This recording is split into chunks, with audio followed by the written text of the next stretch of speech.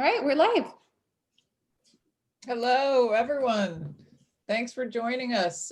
Today is our free Composting 101 workshop, and we're really excited to co-host this event among the Sea Level Solutions Center and the Institute of Environment at FIU, our Department of Journalism and Media, and the College of Arts, Communication Architecture and the Arts, and the Opa-Loca Community Development Corporation, in particular their Thrive Urban Farm and Health in the Hood, also all contributing to this program today.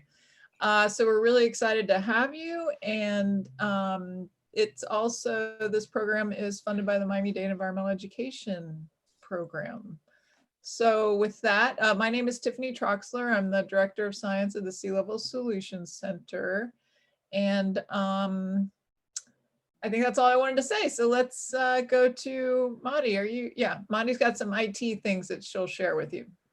Awesome. Hi, everyone. My name is Edmar. I'm also with Sea Level Solutions Center. We're really excited to be here today. So during today's webinar, we'll be using the poll and the Q&A Zoom functions, and we would definitely like to encourage everyone to participate. So for those who are watching us on Facebook Live and would like to engage in the polls and submit questions throughout the webinar, please connect via our Zoom registration link, which is bit.ly/Opa-Loca Compost. And simply, or you can simply scan the QR code with your mobile device. When you use the camera feature, you can scan this QR code that you're seeing on your screen, and that's going to prompt you to our registration page for Zoom. So at any time, you may ask any questions in the Q&A feature, and which is located in the Zoom bar below, and we'll address this during our discussion. And now that we've taken care of our IT, we can launch our first poll. So take it away, Alyssa. We have 0 attendees. Yeah, that's what I'm noticing at the moment. I don't know why. But hopefully some people may be joining us on Facebook Live. Who's gonna do our poll? We have, so do you know if anyone is on Facebook? I'm curious if it's Maria, working. do you see any people on Facebook at the moment? Not so far, no. Interesting. Well, I'm going to send a quick message to IT and I'll take a look. We're still recording this webinar, so that's the benefit of it. We'll be always able to share it with somebody, so with anyone who would like to see this recording.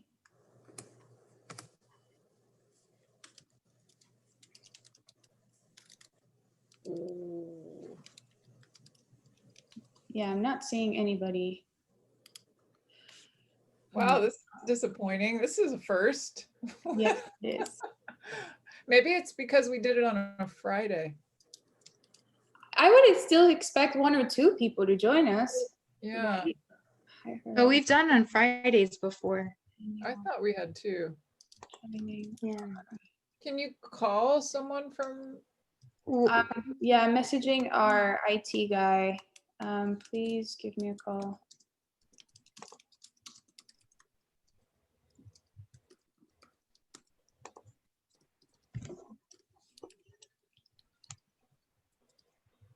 Not seeing anyone doing it.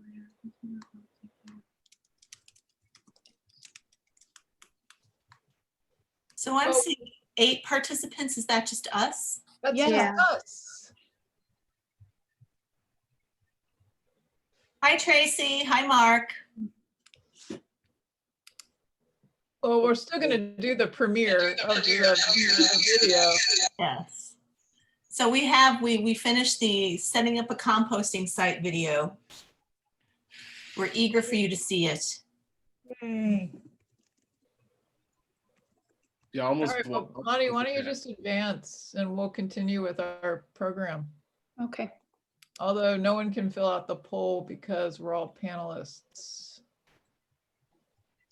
So that's okay. We'll just go to the next one. Technically, panelists can vote, but maybe I think it would be good to see if anybody comes up later on and we can launch it if somebody comes in.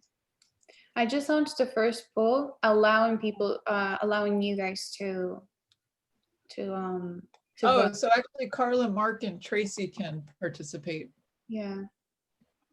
If you guys want to take the poll. It's not letting me take the poll. No, you can't because you're a co-host, but Our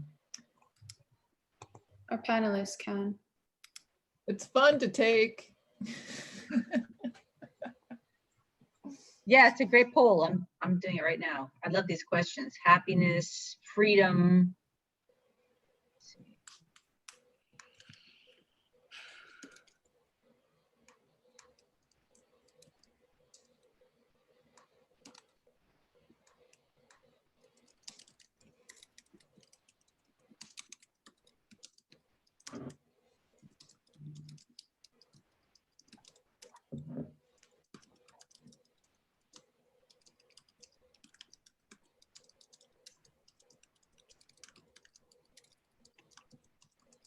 We usually, talk people through the questions.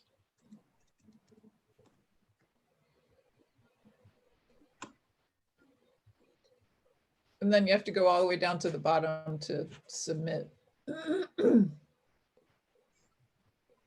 So are you a student or a non-student? What type of business do you work at? What are the 3 most important things that determine your quality of life? Yeah, we already started broadcasting. Make sure you start broadcasting. Okay. What are the 3 most important concerns you have about sea level rise and flooding?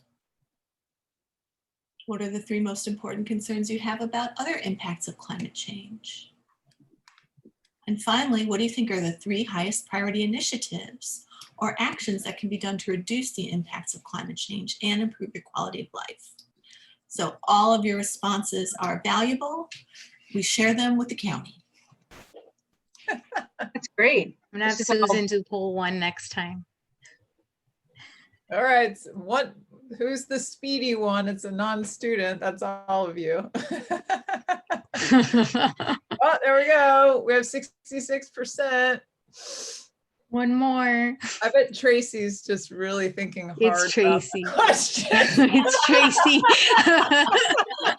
Oh, The first time we distributed this poll, it was in person, and we had people write out on sheets of paper. There's sort of these open-ended responses, and I don't know who it was, if it was Alyssa or maybe Maria's sister, said, "Oh, those questions were so hard." Yeah, it was my dad. Well, All right. you want to check them all. Like all of these reasons are super important. How do you Right? just pick Yeah. 3 of these top? Yeah. All right, let's look at your answers. 3 most important things to determine your quality of life. Health, family and friends, freedom. You guys all agreed on those as top. And then outdoors, work-life balance, good pay or job. Absolutely. 3 most important concerns you have about sea level rise and flooding. Impacts on community, friends, and family, lack of awareness, no action to address it, water contamination and public health impacts, exacerbation of social inequities. What are the 3 most important concerns you have about other impacts? That, extreme heat comes up as one of the top other issues in all of these surveys. And this one too, applying science to make good decisions to address it. I've been surprised that most everyone names that as one of their top concerns. It might be fun to put some of those eye buttons around Opa-Loca. Yes, I mentioned that to Mark when we were, yeah, absolutely. To put the what buttons? Well, I think I mentioned one of our remote gadgets so it's a sensor that has temperature, humidity, and particulate matter. Oh. And it's hooked up to this public interface, so anyone can look at it at any time if we put it, in the public interface, and you can check, temperature, particulate matter, and humidity. But what Susan was talking about, we also have these. I gave them all to Alyssa, but we have these little temperature they're called iButtons. So they're little Yeah. temperature sensors.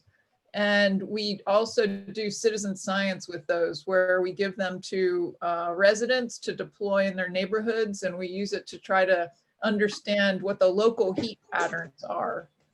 Wow.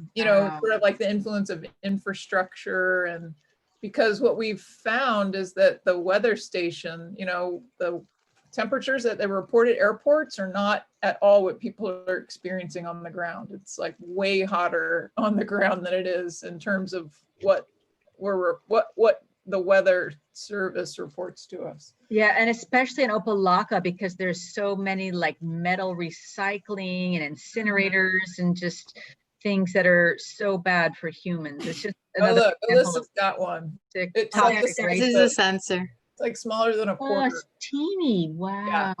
Yeah, it has an adhesive that you. Oh, that's yeah, it's incredible tiny. technology behind that. That's so So we can do one in Opa-Loca if you guys want to do a heat monitoring event.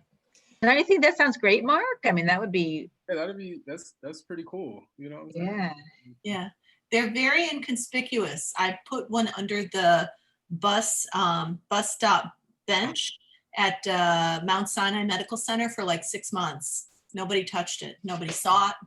Nobody Wow. touched it. Yeah. So do But we you have to be careful because that went to Lincoln Road and they were lost. People had taken them. not many, just a few. Lincoln Road. Do you guys record these poll results? Yeah, we do. Yes, we did. And Okay. we actually I got have it. some people joining us on Facebook. So if we want to continue with our programming, I think we should. Great, let's do that. Awesome.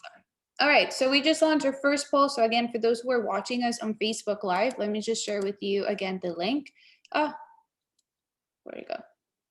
You can register here where it says bit.ly/Opa-Loca compost, or you can scan this QR code. It's going to take you to your Zoom registration page, and that way you can participate in any of the Q&A and also talk to us. All right, so we're moving forward with the organic material recycling presentation. So we are launching our video. This is the first time we're sharing them, so we're super excited. We produced a video with Sunshine Community Composting, the Opa-Loca CDC Thrive Urban Farm as well, and with the support, of course, Dr. Jacobson and our coworker Antonio, which are part of the CARTA and the journalism school here at FIU. And so let's go ahead and take a look at those. Okay. Do you want me to show it? Yeah, let Susan show it. Yeah, let me show it. Okay, So- excellent. Okay, so we have two presentations. The first is a intro to composting, which Tracy did a few weeks ago, and which has scenes of the Opa-Loca farm. And the second is how to set up a community composting site starring the Urban Thrive Farm at Opa-Loca. So I'm going to share my screen and we'll get started. Susan has a little bit, I don't know, for some reason it plays. Theoretically, yes. Let me make sure we're on HD. We are, okay. Name's Tracy Trostler, and I'm with Sunshine Community Compost. It's a nonprofit that focuses on engaging communities around composting, resource recovery, and zero waste. And I work on the west coast of Florida, and I'm here on the East Coast working to expand the impact of composting in this region as well through partnerships. It's really helpful to communicate about composting before we get into the act of composting so that people understand the benefits and what it is in the first place. So composting is the aerobic decomposition of organic materials in the presence of oxygen by microbes. And really the important part about composting that people don't always realize is the importance of microbes and how microbes create and benefits in soil with the soil life.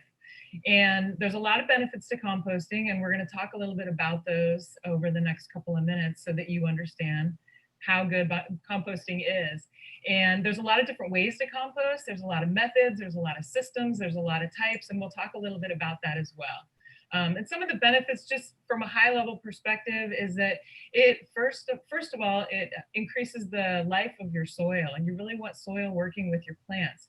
It also reduces the food scrap waste that goes into the landfill and creates methane emissions and impacts climate change.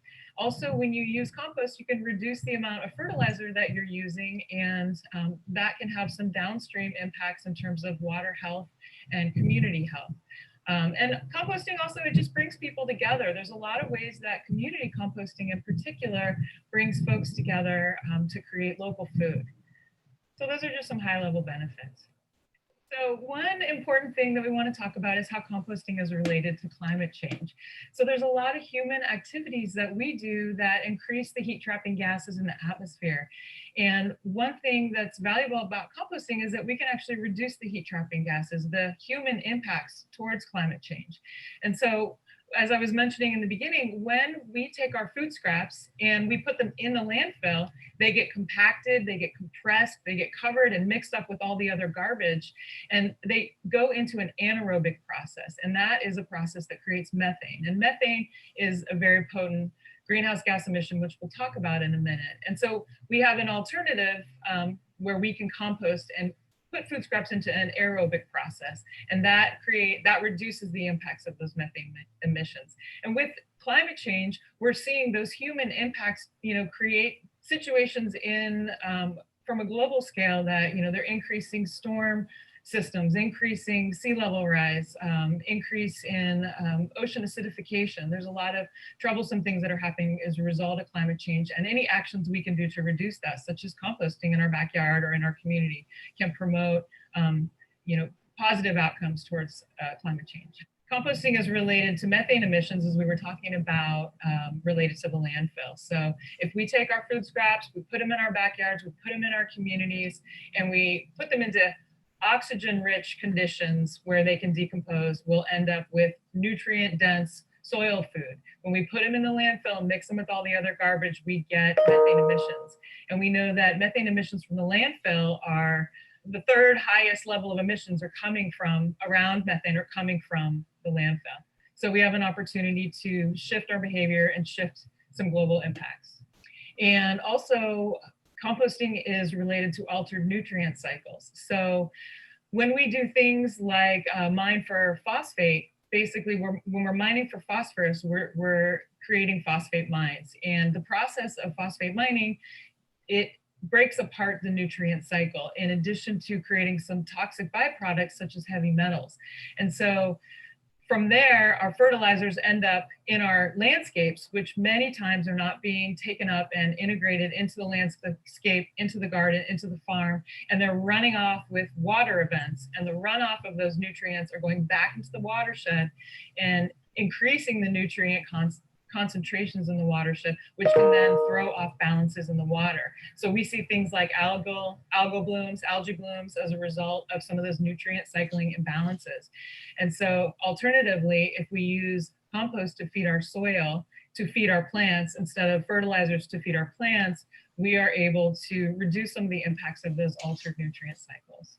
For me, one of my favorite parts about composting is the community aspect. So what we do, our organization sets up community compost sites in the community. And so we end up seeing all these benefits where people are coming together, they're depositing their food scraps in community sites, and they're meeting each other while they're doing it. They're also creating opportunities to grow local food. And there's opportunities for creating green jobs. There's opportunities for greening the neighborhood and more local food production and more local soil production. And that's something that is really inspiring for me. When we see people that never met before meet for the first time, who've always lived in the same neighborhood, meet for the first time at a compost bin, we know that we're having some positive community benefits. And also around youth education, composting, microbes, bugs, it's a perfect way to engage youth. So there's a lot of community benefits when you're doing community compost projects. So this particular project, we worked with and are working with a number of partners. The Opa-Loca Community Development Corporation is working with Health in the Hood to help create an urban farm and opportunities to grow food in urban settings that can also create the possibility of educating residents and the possibility of jobs. Okay, and so basically, there's a lot of different ways you can compost. Like you can compost by buying bins. You can compost by creating your own do-it-yourself bins. You can compost by using a worm system, just a simple food scrap system, or even a fermentation, a bokashi fermentation process. So there's lots of ways that you can compost, and you'll find your own way as you start learning about composting. And what's really important is that we make a shift from considering food scraps and a lot of other resources as waste. We have to transition from a waste mindset to a resource mindset. So food scraps are really a resource that haven't been integrated into the system. And that's what we want people to be thinking about. And so some of the things when we're doing a community compost site is we have people, they collect their food scraps in a little bucket, and then they take those food scraps, they put them in their fridge or their freezer or under their counter, and then they bring it to a community compost site, or they bring it to their backyard. And in either one of those systems, it's a way to recover the nutrients that are in those scraps and create a compost product. And some of the different kinds of bins, so people have these backyard bins that they'll use. We have community site compost bins where there's multiple bins. One is where you deposit, the other ones are curing. And then there's vermicomposting bins. And then, as we were mentioning before, there's also a bokashi fermentation process. And you just have to start finding your path and looking at what system makes the most sense for your situation, whether you're in a house or an apartment, or you're a student, or you're working in a garden. You just find your way towards what system works best for you. And in terms of do-it-yourself bins, so there's a lot of resources in the community that can be used to create compost bins. And we see commonly, we see pallet bins where people find pallets that haven't been treated and they use them as a system for collecting food scraps and using compost. We see people using garbage bins and drilling holes in them, so there's aeration opportunities. We see people using metal bins. There's all kinds of ways that you can create your own system. And with a worm bin, we see people using storage, plastic storage containers, and the same kind of thing. So it doesn't matter. You don't need a lot of resources to compost. You just need some creativity and a view of your community and how you can recover resources. And the process for composting, so this is one of my favorite parts. It's basically you're taking 4 or 5 main ingredients and making a lasagna with them, more or less. So the ingredients that are most important for composting are greens, which are your food scraps. We call them greens. They're not always green in color, and that's your nitrogen source. And then browns, which is your carbon source, which is wood or straw or chips or old leaves that are browned out. Those are 2, that's the nitrogen and the carbon. And then you need air and water.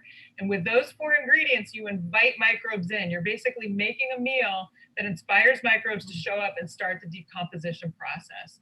So, and when I say greens, so when we're setting up a system, we're trying to recover food scraps. And so some of the food scraps that we want and don't want, I'll let you know about. So food scraps we want vegetable material, we want fruit material, we want anything that was a seed. For instance, bread was a wheat berry, or rice was a grain. So those are all fine materials to put in your compost bin. Tea, that's material. And then also we don't want fats, we don't want dairy, we don't want things that are going to attract other critters. So that's something that we want to be mindful of when we are creating our compost. Basically, in addition to food scraps being a resource, also remember your recycling is a resource. So we want to get our clean plastic, aluminum, metals into the recycling bin, so those can also have a second, third life. And we think about waste again as a resource. So basically, human-derived problems can be addressed by human-derived solutions, and composting is a human-derived solution. So we just really want people to understand all the opportunities and the benefits of composting and to participate, and remember that we're all in this together and we can compost, starting with your next meal. Okay, so I'm going to stop sharing here. So that video. This program is presented by University of California Television. Sorry. Like what you learned? So sorry. Visit our website or. Is it in? Yes, it's done. So our next video is about. Should we go to our refrigerators and show everyone our compost? Mine's in a refrigerator. Where's your compost? Madi, where's your compost? It's disappointing to say, but I am not composting here in Texas. Oh, what about Alyssa? My backyard.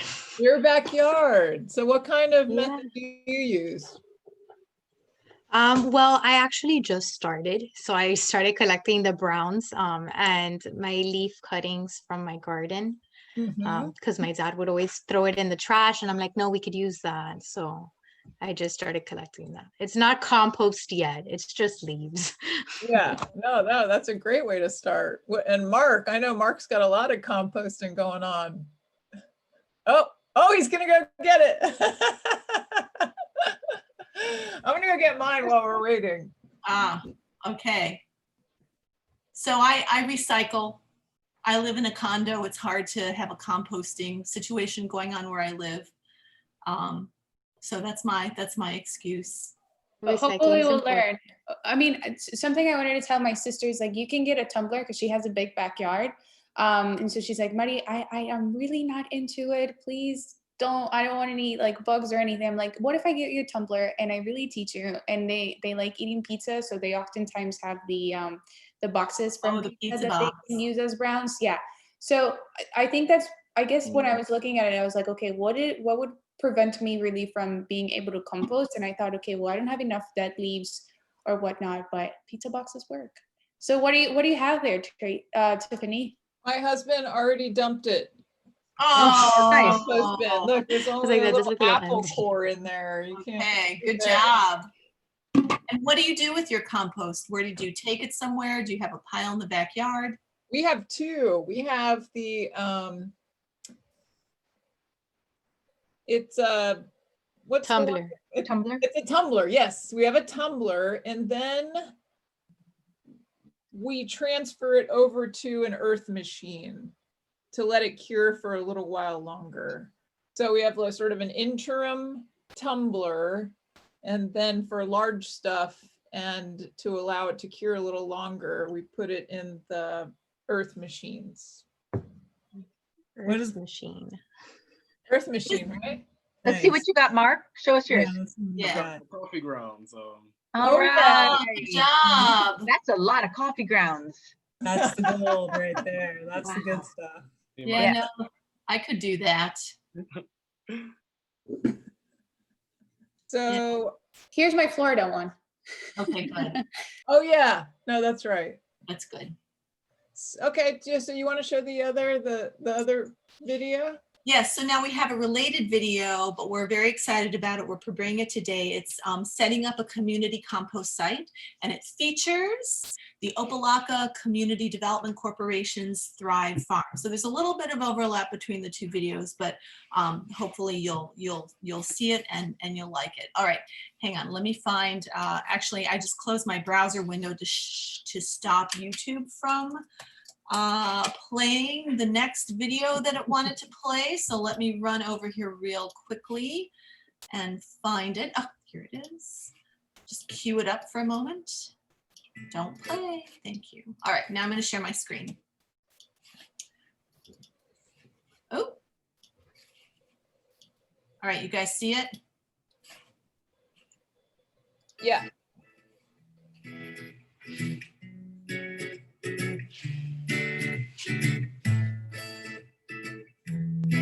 So my name's Tracy Trotzler, and I'm with Sunshine Community Compost. It's a nonprofit that focuses on engaging communities around composting, resource recovery, and zero waste. And I work on the west coast of Florida, and I'm here on the east coast working to expand the impact of composting in this region as well through partnerships. Composting is the aerobic decomposition of organic materials in the presence of oxygen by microbes. And really the important part about composting that people don't always realize is the importance of microbes. First of all, it increases the life of your soil, and you really want soil working with your plants. It also reduces the food scrap waste that goes into the landfill and creates methane emissions and impacts climate change. Also, when you use compost, you can reduce the amount of fertilizer that you're using, and that can have some downstream impacts in terms of water health and community health. And composting also, it just brings people together. There's a lot of ways that community composting in particular brings folks together to create local food. My name is Carla Gottlieb. I'm the Director of Partnership Engagement at the Opa-Loca Community Development Corporation. Opa-Loca is a designated food desert. There is no grocery store that is viable within 4 miles. And a lot of our residents do not have access to transportation. So this is definitely a hardship for them. So we decided to become a place where we could grow, healthy or organically raised food to provide for the community. Hello, my name is Mark Pollock. I'm here with the Opa-Loca CDC here at the Opa-Loca Thrive Farm. I'm the farm assistant manager. We grow many types of plants here. We have kale, collards, we have lemongrass, bush beans, corn, bananas, many more. We grow the food for everybody, for the community mainly. Composting fits perfectly into the plan. We have this garden, we have this farm here. We need nutrients. We need healthy soil. That's the key to having healthy plants and to being healthy within yourself. It's just a little slow because of the Zoom. If you want to set up a community composting site, you need a few simple tools. You need a couple of bins. You need at least 2 compost bins, one where the food scraps are going into, and one that the food scraps can go into once the first bin is full, so it can cure down into compost. You need people. You need connections and relationships. What also is optimal to have is to have access to some water, so you can water the food scraps while they're decomposing, and to have some tools, simple tools like a luggage scale where you can measure how much food scraps is moving through here. The thermometer is really great because composting, you can understand what's happening in the compost bin by the temperatures that the compost is reaching. And that's a good educational tool if you're in a community setting where you're working with youth. And the process for composting, so this is one of my favorite parts. It's basically you're taking 4 or 5 main ingredients and making a lasagna with them, more or less. So the ingredients that are most important for composting are greens, which are your food scraps. We call them greens, they're not always green in color, and that's your nitrogen source. And then browns, which is your carbon source, which is wood or straw or chips or old leaves that are browned out. Those are 2, that's the nitrogen and the carbon, and then you need air and water. And with those 4 ingredients, you invite microbes in. You're basically making a meal that inspires microbes to show up and start the decomposition process.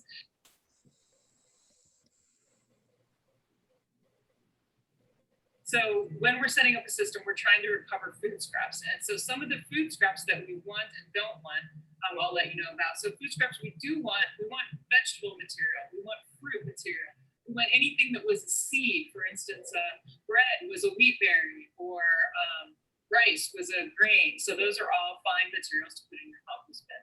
And then also we don't want fats, we don't want dairy, we don't want things that are going to attract other critters. So that's something that we want to be mindful of when we are creating our compost.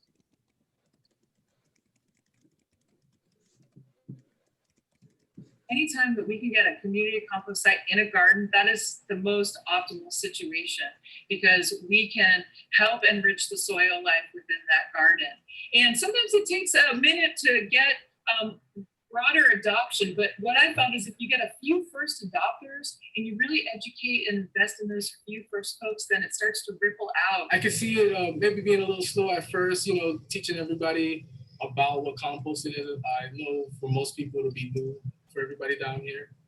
But once we get the system running and everything flows well, I think they could really see the benefits of composting and how it'll be the basis of their own operations in their own gardens. We're going to get participation not only from Opa-Loca, but from surrounding communities, south of us in unincorporated Dade, north of us in Miami Gardens, and east of us in North Miami. So we're really going to be doing a big social media push about this, as well as in our newsletter. So we're looking, it is a new thing. We will say that it is something new for people in the community, but we're looking forward to a good participation, not only in Opa-Loca, but in the surrounding communities as well. human-derived problems can be addressed by human-derived solutions, and composting is a human-derived solution. So we just really want people to understand all the opportunities and the benefits of composting and to participate, and remember that we're all in this together and we can compost, starting with your next meal.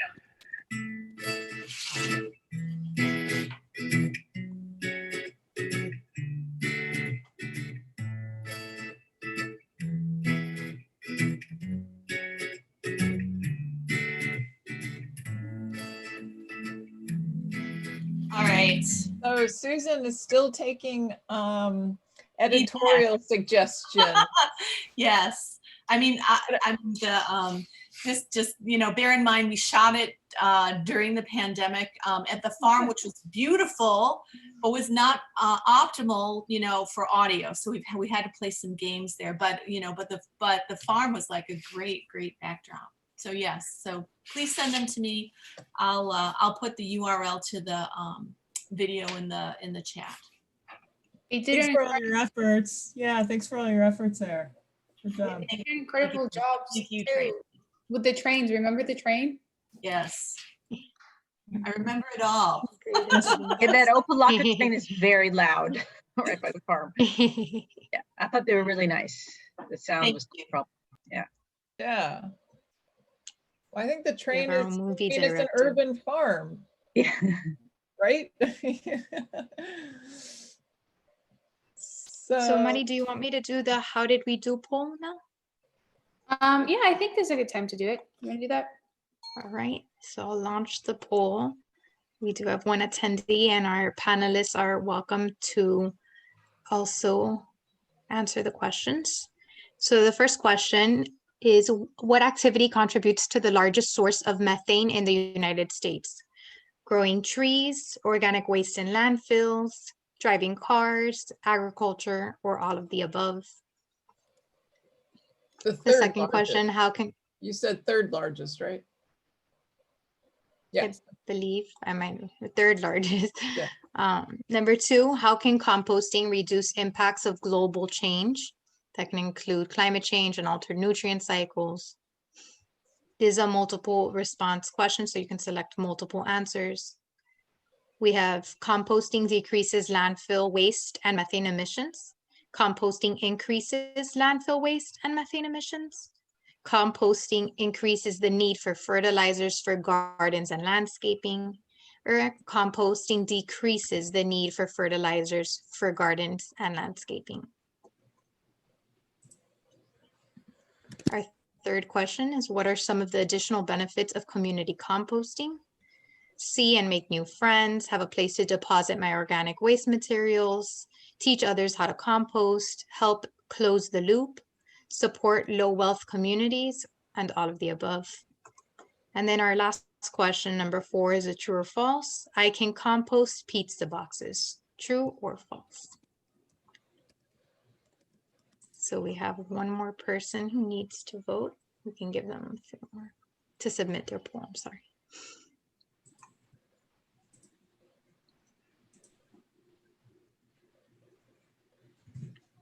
That's all right. You can go ahead, Alyssa. All right, perfect.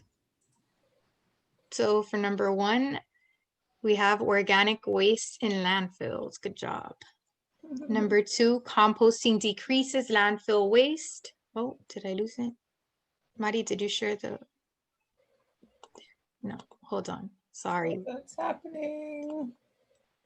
There we go. We're sharing the poll 2 responses. There we go. Composting decreases landfill waste and methane emissions, as well as it decreases the need for fertilizers for gardens and landscaping. Number 3, what are some of the additional benefits for community composting? Correct, all of the above. And number 4, true or false, I can compost pizza boxes? Yes, you can.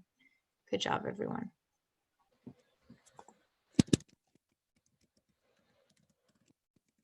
Thank you, Alyssa. Okay, so I think we're ready to teach everyone how they can participate in the Citizen Science Challenge. So Dr. Susan, when you want to take it away. I think you're on mute. Thank you. So we put together a little app. It's a web-based app that you can download on your phone. And I will right now, oops, sorry, I have to share my screen. I will show you, this is the current slide. Okay, so this is where you can find it. I'm going to go over it with you. But basically what it is it lets you document your composting, your recycling, and your landfill. And what we're doing is we're putting together a map of, you know, the composting of Miami-Dade County, just to get an idea of where and how people are doing their composting. So I will walk you through how the application works. It's very easy. You can either go on your phone to mison.miami/monitor, or you can take a picture of the, put your phone's camera up to the QR code here. All right. So Alyssa will put the URL into the chat for anybody who needs it, and I will go through it really quickly. Oh, it says Miami Shade. Oh, maybe it's QR code is for QR another code is wrong. citizen science activity. Oh, jeez. We have so many things floating around. So the URL, forgive me, is mison.miami/monitor. I'm sorry if you wound up at Miami Shade. I'll change it. Okay. Oh. Okay, so this is the correct one. Okay. All right.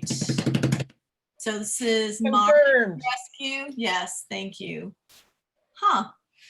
Where did you find the slide? Okay, tell me later, but I'm glad you have it. I'm glad it's there. All right, so I'll give you just a minute to get the correct URL, and then we will. So does everybody know how to do that? When you scan a QR code, you can just open up your camera, and your camera will automatically recognize the QR code. It'll bring up the web link, and then you just press on the web link, and it brings you directly to the page. I had never done that, but it's pretty cool. I think it's my new addiction. And especially now with COVID, when you go to restaurants and they're like, no menus, can you use the QR code? Yes, that's Yeah, right. they have the sticker, true. yes. And you can use it for any website, truly. All right. Okay, sorry to interrupt, Susan. That's okay. No, thank you for interrupting. I'm going to take over the screen again. And let me go here just in case. Okay, so this is my, I'm not going to make it too big because this is my laptop, and you should look at it on your phone. So this is our Mison Resource Monitor. We have a form for composting, one for recycling, one for landfill. We have some instructions, which we'll take a look at in a minute. So this is for composting. So again, we're interested in the glamorous compost of Miami-Dade County, or not so glamorous. Put your name and your email. Tell us the date and the time and how many days of compost this is for. Now we have a little map here, and it will automatically detect your location. So if it comes up and says, may I use your location, the app usually does when it loads. You can, if you say yes, it will automatically detect it. If not, you can actually go here and just enter a location. So if I put in, let's see, if I use BBC Campus, okay, it will automatically change that. Okay, so then what we're going to ask you to do is we're going to ask you to weigh your compost and to calculate the volume of it. And I have a video I'm going to play for you in just a sec so that you can see how this works. We also then want to tell you how to determine the method of the compost, take a picture of your compost, tell us your method, and if you're going to drop it off, where you're going to drop it off, and anything else you want to tell us. Now, the only thing that people sometimes wonder about is, how do I weigh my compost? How do I know how to check the volume of it? Well, we have some instructions that will help you how to learn how to do that. So here at the top are the instructions. And the very first thing we have is a video, how to measure and weigh the volume of home compost, recycling, and landfill. So I'm going to play this video in just a sec. But then we also have very complete instructions here for composting, documenting, recycling, and landfill. Okay, so I'm going to play about 2 minutes of this video that will show you how to weigh and measure your composting.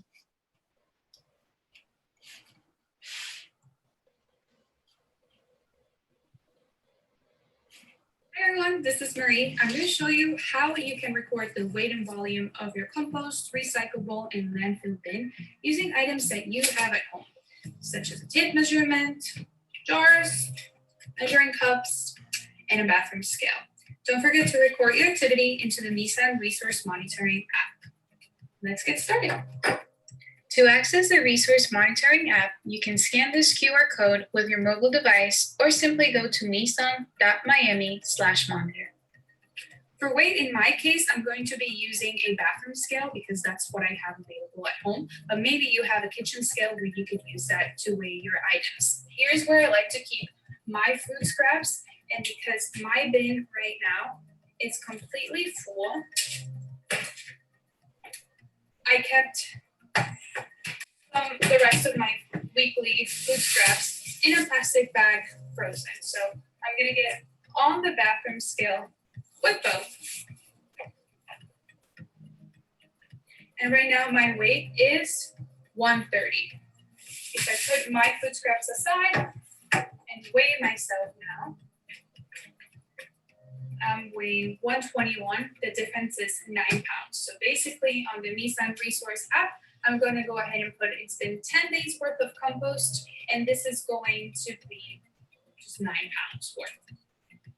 For volume, there are so many ways that you can record volume. You really have to find what works best for you and the type of, and depending on the type of container that you're using for your food scraps, for your recyclables, and your landfills. So I'm going to show you from the easiest to the most mathematical way that you can find volume. The easiest thing to do is put your food scraps into a measuring cup. Easy breezy. It tells you exactly how much you have, and it tells you the units of measure. You don't have to do any math. You just have to add. That's it. Like I said, some containers tell you the volume that you're dealing with. This one in particular, it didn't. So what I did, I went on Google and it asked me to report to measure the radius and to measure the height. So there's plenty of volume online calculators, depending on the size or the shape of your container, you can figure out the volume. Because I measure, here's an important thing. Because you're measuring things in different ways, it's important that you take the picture and upload it into the Nissan website, and also report if you're using inches or centimeters, or you're using ounces or cups. To measure the weight of my recycling items, I'm going to stop here. So basically, Mari tells us how to do the same things, same process for recycling or for landfill, but it is the same method. So the instructions I think are pretty clear, and we have this wonderful video that can help you figure out how to measure your composting. And now I think we have time for some Q&A. Thank you so much, Susan. So I'd like to welcome all of our panelists today. Let me just, Maddie, do you want to pull up the next screen? Yeah. Perfect. All right. So we have Carla and Mark from the Opa-Loca Urban Farm, and Tracy, who gave us an awesome explanation of composting. Now we're going to go into a few questions that we've had, like frequently asked questions. And the panelists are welcome to answer whichever question they see fit for them. So I'm going to start off with, what are some of the common misconceptions that people have about composting? Maybe that's a Tracy one. Can you hear me? What was the question? Now I can hear you. Yeah. What are She some of the common Go ahead. misconceptions? What are some of the common misconceptions about composting? So I would say people have a lot of ideas about what composting is before they actually do it. People think that it's going to smell, or they think that it's going to bring a lot of bugs, or you know, they think it's going to take forever to decompose, things like that. But a well-managed compost system should, yes, we have some bugs in Florida, but it should be, you know, not shouldn't have all these fruit flies or anything like that. If you manage your carbon and your nitrogen, and there shouldn't be a lot of smells coming out of it. Again, it's just, those are just signs of imbalances in the system, and they can be really easily fixed with, you know, turning or adding carbon or adding moisture, depending on what's going on. Some people think only gardeners can compost, and it really, especially with community composting, you know, you can live in an apartment or a condo or be a student and just work with a community composter, or work with, you know, for example, Mark and Thrive Farm, and bring your scraps to a place that they can use that material. You just have to be someone who is interested in using food scraps for a community good, really. Yeah, those are some of the ones that we hear. Yeah, I would say those are some of the main misconceptions that people have about it. It's really a wonderful regenerative process, and you get to participate with nature. And once you get through the stereotypes about it, you can see that you're part of a system, and it can be something really beneficial and regenerative to us as people, you know. Yeah, it has multiple benefits. Go ahead, Mark. Yeah, I see a lot of people, they'll make their compost whatever pile, or, you know, whatever they call it, their scrap pile, inside of a garden bed that they're trying to grow plants in currently, and that doesn't work because, you know, the bacteria that's decomposing your material is actually using up nutrients that your plant would otherwise, you know, be using. And once it's locked up in those processes, those aerobic processes, it's not available to any plant. So they wonder, like, oh, my plant's not growing, I added all this stuff in there. And it's like, no, it doesn't work like that. You have to separate your compost and your actual growing mediums. Yeah, that's a really good point. Yeah. That actually brings me to my next question. What's a good ratio between the different types of materials that you have to put into composting, like brown to green? I go 2 to 1, 2 parts brown, 1 part green. Mm-hmm. Tracy, awesome. Yeah, so 2 to 1. Mm-hmm. And then another question, what are the essential tools? So, you know, there's probably all these special equipments, but more on the basic end, what is it that people really need, those few things to get them started, besides the actual material? Seems like the right container, and that's very flexible. As we saw in the video, you can use pallets, you can use, you know, kind of garbage cans, you can use just round. In my backyard, I've got like just a planter, you know, like a round planter that you'd use for plants. And I've got several of those. So it's extremely flexible, I think. Good point. Tracy, anything to add to that, or Mark? I'd say some mechanism for aerating the system or the pile. So, you know, a pitchfork, a spade fork, a shovel even, and some access to water. Those are, you know, really, really basic, you know, water, tools for aeration, and some containment system if you live in a suburban or urban area. You know, if you live out on a farm, then you can just have a big pile even, but you know, we're talking mostly about suburban and urban situations where we want to contain it. So we don't, those curious critters that are wondering what's happening don't, you know, start inhabiting our composting areas. Yeah, I would say Awesome. cover is pretty important also, to make sure you don't have any excess rain and moisture inside of your pile. I've definitely had a few piles become flooded. I lost everything. So it's like, yeah. And it has been raining. I'll say that. It has definitely been raining recently. Yeah, good point. Okay. And then this is actually a question my dad had asked me the other day. Do we have to add worms? Do we have to go out, or do they end up coming into it anyways? They find their way in. Yeah. They find their way. Yeah, I mean, in some cases, even if it's like elevated off the ground. Yeah, you would be surprised like how things move with creatures that are flying, creatures that are already on the food scraps. It's very surprising, but they find their way. If you're doing just a typical food scrap, you know, a backyard food scrap system. But if you're doing a worm specific system that you're going to keep inside your apartment in a closed bin, then yeah, then you do want to bring in those red wiggler worms. But in a backyard non-worm specific system, the worms will find their way in. Yeah. Especially once the temperature goes down. If it's really hot, they won't come in until the temperature, it gets in that more mature curing stage. And then they're like so happy to be there, and you know, they're doing all their good work down there. Yeah, I think worms are wonderful. I know some people who go to their local bait store and just buy, you know, like a container of worms and add it. I don't know, Tracy, what you think about that? But I've found, I don't find a ton, but I find 3 or 4 worms in my compost bin. And that they're excellent educators. Once you show youth, you're doing education with youth and they see the worms, I don't have to say anything else. That's it. The show's on after that. So I can't speak enough about the education benefit of worms, yeah, as teachers. So is there any difference? Well, let me, Alyssa, can I ask, is there any difference in the type of worm? Like, are there good worms and not so good worms? Or the red wigglers are the ones that typically put in your worm specific system, and then earthworms are usually the ones that migrate in a non-worm specific system. And then in terms of, I think it is good to, if you're going to get them from your fishing, you know, store, whatever, is that you check on the species that you know that you're actually getting those red wigglers.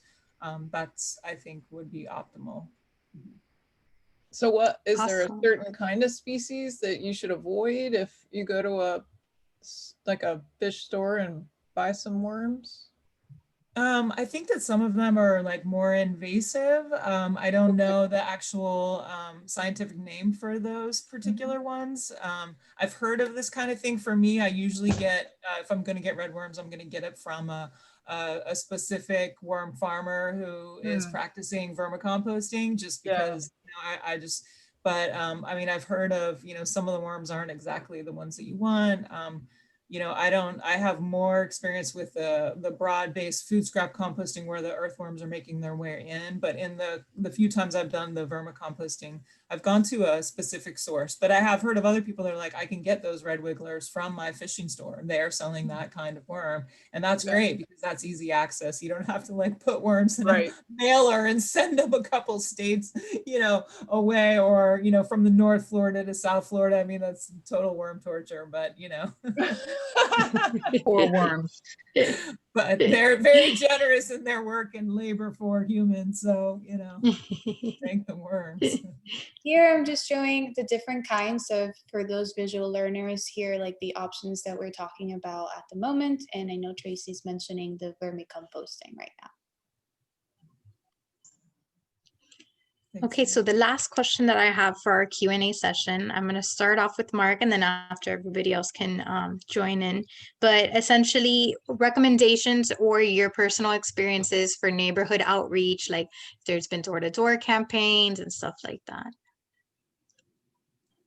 What do you recommend? Yeah, you basically, you want to go out and you want to make yourself highly visible, or you know, you stick out in terms of you know.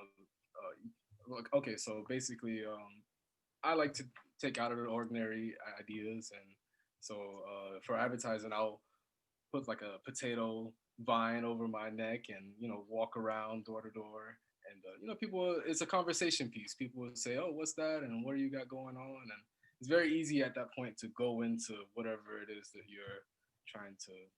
In my case, I was advertising this composting webinar, so yeah. It's always about thinking out of the box, right? Really good advice. That's really innovative. I like that. The conversation starter, or that piece that starts that conversation. Yeah. Awesome. Anybody else want to jump in? Any last? Well, I just want to say that, you know, as Mark was advertising this, he was really successful in getting some volunteers, you know, kind of older people in Opa-Loca who don't have so much to do and want to get their hands dirty, want to get involved. So the composting was like a conversation started to bring in volunteers to do weeding and harvesting and planting and all the other kinds of stuff. So I think, you know, people are curious about composting. They don't really know what it is, but when they can see a farm that has had, you know, the impact and that they can actually contribute, it really, you know, brings them a good feeling and kind of makes them feel part of the community. So I love this whole idea of community composting and bringing the youth and the elders and adults and everybody together on this. And this is kind of the perfect time for it because a lot of people are stuck at home. So yeah. Mhm. I agree. It's inclusive and enlightening too, all at once, and so much more. Thank you so much, panelists. I am going to move on now to our satisfaction poll. Uh-oh, you muted yourself. I muted myself instead of sharing the poll. Oops. So I'm going to launch the poll right now. You should be seeing it on your screen. This is just to know how we did today. 3 questions. Number 1, how would you rate today's webinar? I enjoyed it, high 5. There were some aspects I really liked, but not everything.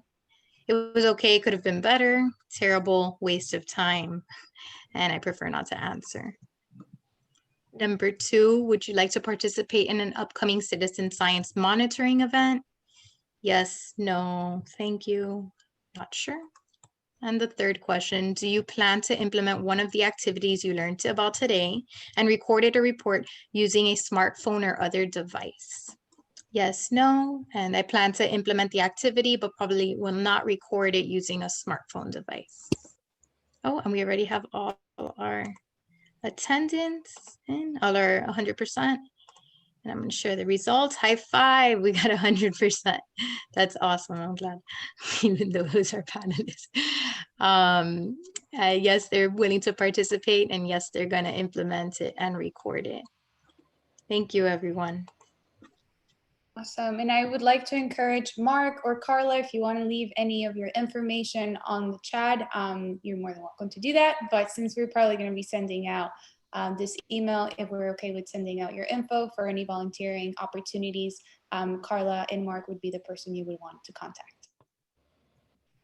And with that being said, thank you so much for attending today's webinar. We're really excited to share this recording with those who did not make it today.